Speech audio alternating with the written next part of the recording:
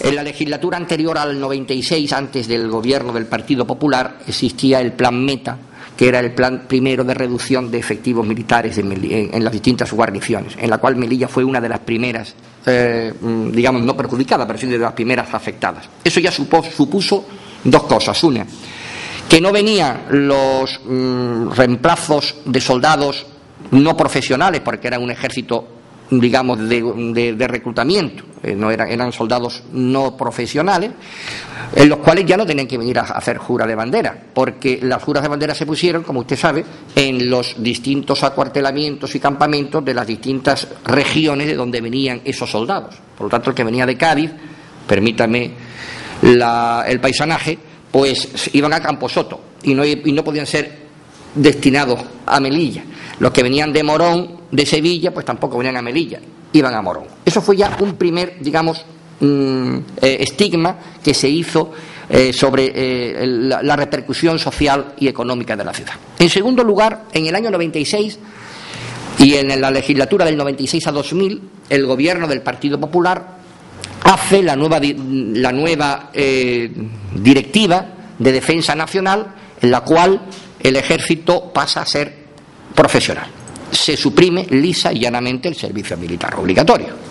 Y entonces, al suprimirse el servicio militar obligatorio en la primera legislatura del gobierno de Aznar, 96-2000, evidentemente es un efecto sobreañadido, ¿verdad?, al que ya se estaba generando con los antiguos planes Meta del ejército, que trajeron como consecuencia una indudable disminución del flujo de tropas y de soldados y de mandos a Melilla. Yo estoy de acuerdo, en tercer lugar, con lo que usted me apunta, que la tropa gasta más dinero desde el punto de vista corriente, en los comercios, etcétera, que los denominados mandos, por muchas razones. Entre otras cosas, usted lo ha apuntado bien, porque los mandos son familias, padres de familia que tienen ya, pues como tenemos todos, el hijo en la facultad, la otra hija en la facultad, el otro estudiando, y evidentemente el gasto superfluo corriente evidentemente se restringe. En cambio, la tropa, por razones obvias, pues tiene mayor alegría en cuanto al gasto que genera. Todas estas circunstancias hacen, junto con las actuales, ¿verdad? Yo lo que no quiero es decir, ni mucho menos lo pretendo, que esto sea un efecto perverso de esta legislación. Venía de anteriores, han sido una serie de circunstancias que se han unido a esto, pero evidentemente mirar ahora con el retrovisor sobre el plan Meta me parece que no íbamos a aclarar nada, sencillamente, como usted apunta bien, como elemento de estudio, ¿verdad?, de la ciudad actual. Y por eso decía en la proposición no de ley, pues que evidentemente había que utilizar fórmulas imaginativas para paliar esos efectos adversos. Me ha preguntado, ¿qué se hizo entonces? Mire, no se podía hacer entonces, tanto con el plan Meta como con el plan de profesionalización de las Fuerzas Armadas, nada, entiendo, más que lo que se hizo por los distintos gobiernos. Me voy a explicar. Y permítame que sea un minuto nada más. La redimensión de las Fuerzas Armadas empieza con el primer plan Meta mediante el gobierno último del presidente González, en el cual se cambia el proceso de ejército.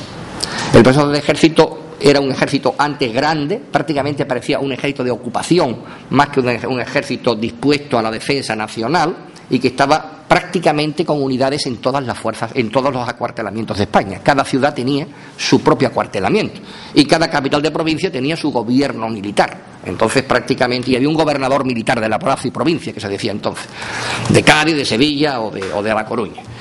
El concepto nuevo de Fuerzas Armadas es distinta con la democracia. Se trata de ir disminuyendo y acortando los efectivos, se trata de hacerlo más operativo, hay que tener en cuenta lo que yo le decía antes de la globalización en el mundo en que nos ha tocado, y ciertamente hay unos costos ahí, lo mismo que hay unos costos en la sanidad.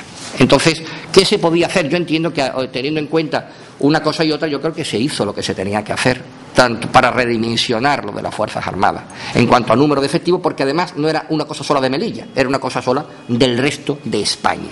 Entonces, ahora, lo que nos encontramos en este momento es quizá con una situación donde Melilla, por una población que es la que es, por su insularidad, si me permite la expresión, por el número de acuartelamientos que han ido disminuyendo, por la imbricación de su cultura de ciudad con las Fuerzas Armadas, naturalmente siempre hay una alarma social cuando se produce, ya la hubo hace 10 años, y en los orígenes finales del Plan Meta, F15, pues naturalmente es obligación, la hay, y es obligación de los parlamentarios, entiendo yo, y de los que tenemos algún tipo de responsabilidad, bien en el gobierno, bien en la oposición a nivel local o a nivel nacional, el poner todos nuestros elementos posibles para que, sin entrar en discusión con los profesionales de las Fuerzas Armadas, sino con el órgano político que es el Ministerio de Defensa, yo quiero quitar de toda esta, como siempre procuro decir, fuera el elemento profesional. No voy a discutir con los profesionales, se limitan sencillamente a cumplir las directrices políticas,